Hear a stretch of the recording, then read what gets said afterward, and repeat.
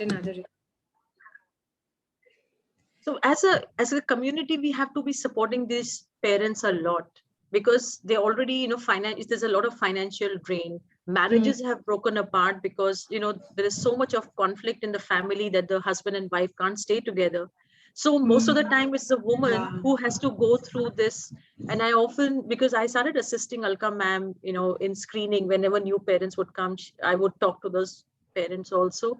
And then we realized that, a lot of times ma'am would tell us that, this family is breaking apart because the husband doesn't want to support the mother. And the mother is left with this deaf child. And so then she would be counseling this husband and wife, trying to bring them together.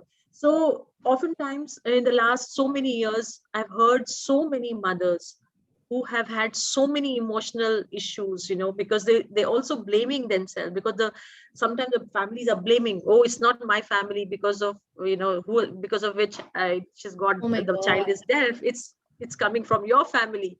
Now, you're wasting precious time. So, it's less awareness as well.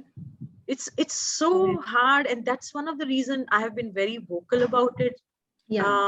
Not everybody comes forward to share their stories, because they're afraid to be, it's a taboo to still talk about it. And then, they're scared that people will say, oh, she's looking for pity, or she's looking for fame, because I've heard that so often when I'm talking about it. Oh, I know, you were telling me. That's sad. Yeah, it's very hard. They don't realize the hard work that has gone into it. The sleepless nights, trying to get that one sentence, one word, even that sound like, fish. I'll give you a small example. Getting this fish. Now she can only hear E with the hearing aids. Now I have to say sh, fish, fish. Now she has to hear it many, many times in sentences, full sentences. Only then can she reproduce this. So it's not always. Even now? It's getting better, because it's also because the brain gets trained to it. And that's why we always talk about full sentences. Now a child, a year old or a year and a half, you are trying to first make them hear everything, then they have to comprehend, then they have to produce it. It's a whole process which we take for granted, but for these children, it's like broken into parts, trying to replicate, bring it all out. It's very, very tough.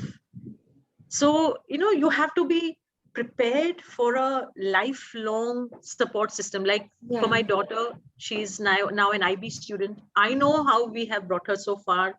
Amount of time, energy that we have to spend, everything revolves around her, because we want her to be a success story.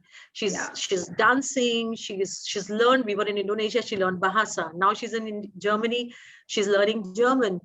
She knows English, she wants to learn Bollywood, so she dances to Bollywood. Because we have trained her, I've worked that hard. It doesn't happen that you wear the hearing aid and then things will happen. So it's a lot of therapy that goes into it, all those waking hours, lot of pressure, recordings. I mean, I had forgotten what my life was. It was always about every sentence that I have spoken has to make a meaning for my daughter. And every experience has to be vocalized, put into her brain as a movie, and which has to be talked about so that this language can be imprinted. And then over the years, these experiences are, brought back constantly, so that she remembers them and vocalizes. So today, from when she couldn't speak a single word to now where she gives presentations of half an hour standing in front, to now making a public speaking club at school. It's been, a journey that I take it with a lot of, humbleness in my heart. I never feel like, oh, we've done it, because I know the struggle it is, and we're very humble that we were able to do it. We got these opportunities, we pushed ourselves much harder, and we are trying to show to other parents that you can do it. It's a lot of hard work. You can't give up on your child, because I also say this all the time, that if you give up on your child, who will take over? Who will take over? Yeah, naturally. So you as a parent have to first believe in your child and keep pushing, because today when they say, oh, Prisha can do anything, but do you know how much has gone behind that to be able to do that? Naturally. And the best part is that you are sharing. A lot of people are scared to share their story. Again, maybe some scared of looking like they want fame, maybe scared of being perceived as attention seeking. Maybe, people might be scared of doing that, which I feel they should just cross that hurdle and jump into the bucket of or the world of sharing, because if you share, you motivate. So I think you're doing it. It's brilliant. You have enough on your platter, but you're still willing to share. So Yes, that's last year, in fact, when I opened up much more to even speech delay, because I'm on various groups on Facebook, and I yeah, see this therapy, they always complain our therapy is not working, not working. So I had over 40 mothers. I was like constantly on the phone trying to yeah, juggle between time zones. And when I told them, I would give them these are all free sessions that I've been doing. So when I would just talk to them and explain how language development happens, so they were like, most of these children were also diagnosed with, mild autism, like, right. because they're not giving eye contact, but if the child doesn't understand, they're scared to even look into your eyes because you're waiting for an answer from them.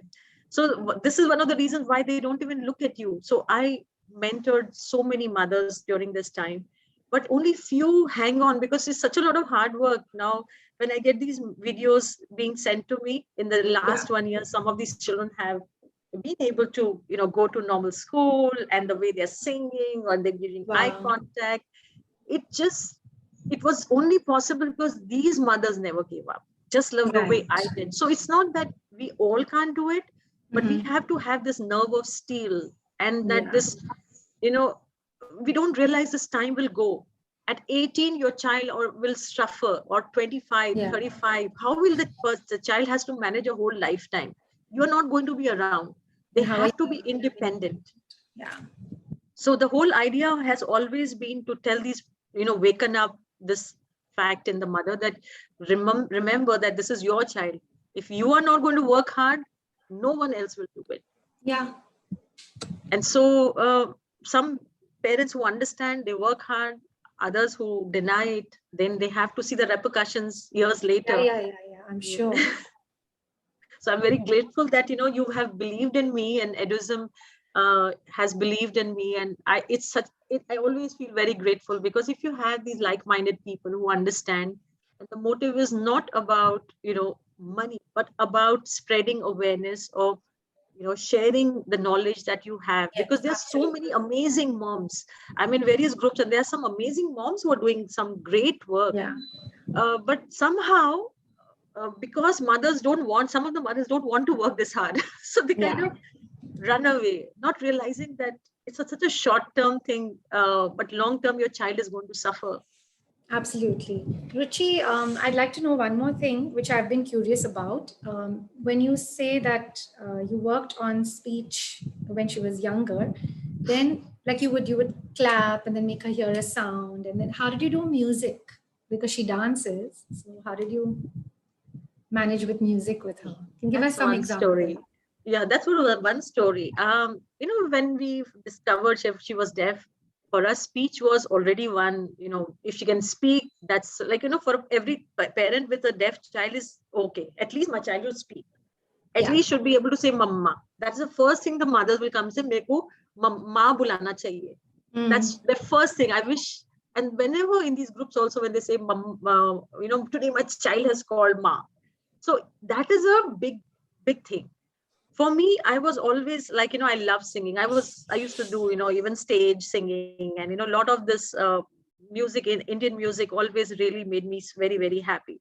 And for me to realize that my child will not be able to sing was a very big thing. And not talk was even like worse. So we started looking at that, where she was being, programmed to hear every sound, and then I would put her son. But then I said, why not try even singing? If she's hearing, let me also make her hear music. I'll try. Worst come, what will happen? It won't happen. But if she's exposed to it, let it be.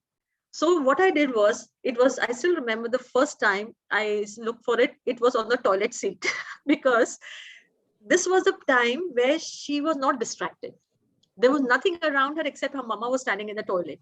So what I would do is I would do Saregama. So sa. So I would make this facial expression to get her face to look at me, and then her ears are listening to whatever I'm singing.